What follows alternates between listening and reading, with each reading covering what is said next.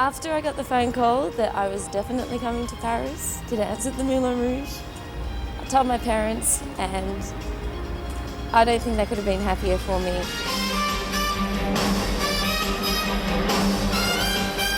Hi, my name's Diane Robertson. I live in Paris and I'm a dancer at the Moulin Rouge. Yes, we can. To get the job, I had to do an audition which took place in Australia.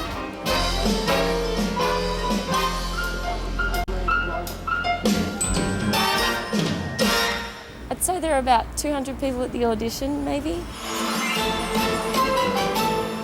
For Moulin Rouge, you have to be able to can, you have to be tall, you have to be fairly slim, and you have to have lots of personality. I didn't really have too many expectations of the Moulin Rouge. All I knew was that it was a big show, showgirl show, something that I've always wanted to do. And well, I came here and I have had no disappointments.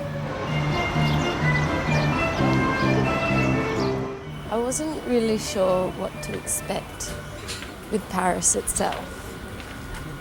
I did speak to a friend in Australia before I came, and she told me of all her experiences. She was a dancer in Paris, and I think she had me pretty much prepared for the worst. And I came here, I think, prepared for anything, and again, no disappointments. I've loved it since the moment I arrived.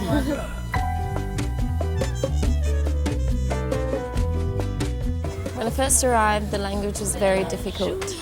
I had to walk around everywhere with my little dictionary. Bonjour. Une baguette, s'il vous plaît.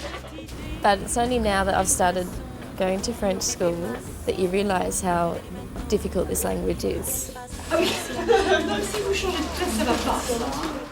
But slowly you pick it up and you just get familiar with the words you hear, and eventually I didn't even notice it, but I understood what was happening around me. Merci. Living in Paris is très cher. Very, very expensive. My first apartment was a studio the size of my bathroom in Australia. And that had everything in it, the kitchen and everything. Now I've moved to a bigger apartment, actually very big for Paris. I have my own bedroom. This is my collage of photos from home. And I just have my sisters, my mum, my dad, and my car, my VW. I live with one of the girls in the show, Alicia. Okay, Alicia, I have a package. It's from Zoe, my friend. Snipes! And Rachel and Easter eggs! Oh no! They have stuff in them. No, they're still good. The Rachel is so Australian, like Easter chocolate. The best. The best. This is our pantry full of our Aussie necessities.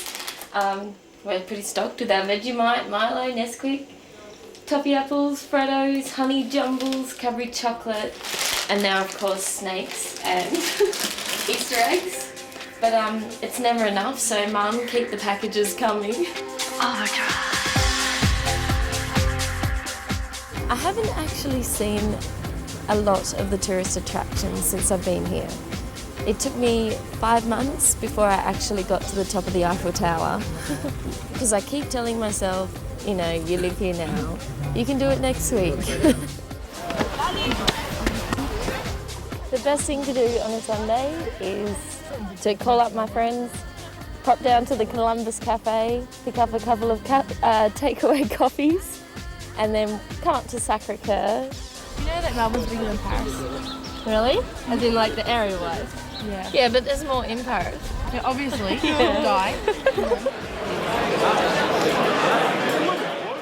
At the Moulin, you could say there's about 60 dancers, and it seems like about half of those are Australians. Well, when they watched rehearsal, they said, "Why are you wearing brown? The purple looks really good." And I'm like, "This is the same colour." And they're like, I would say most of my friends are Australians. I don't know, we're like a separate species or something, but we do tend to stick together. "Oh, you're so pretty." We do dances throughout the whole show. The most important one is the can-can. It's the main reason a lot of people want to come to the Moulin as well.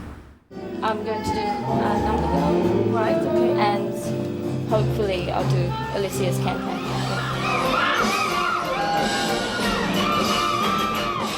The can-can is very physically demanding. You have to be flexible, otherwise you can't do it. You have to kick your legs, jump onto the floor in the splits.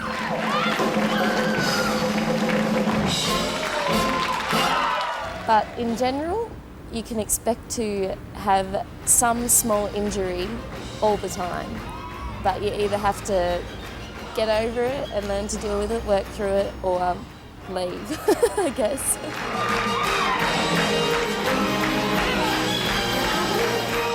I think all of the dancers have ambitions to maybe one day replace the soloists and principals.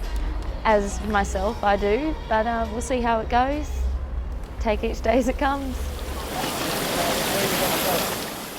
The best thing about living in Paris is it's constant excitement. What am I telling you about? I think the worst thing about living in Paris is probably the pollution, and it's a little bit dirty, but you can look past it.